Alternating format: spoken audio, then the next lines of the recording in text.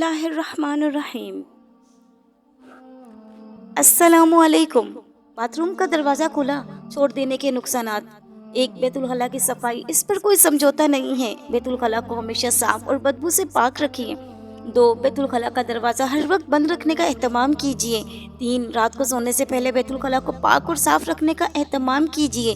4. बैतुल खला में कपड़े उतार कर लटकता ना रहने दीजिए। महज एक रात के लिए लटकते रहने वाले कपड़ों में जितनी मनफी तवानाई भर जाती है, इसका खात्मा तकरीबन नामुमकिन होता है। ये 72 घंटे के लिए धूप में लटकाने से कुछ खलासी मुमकिन होती है।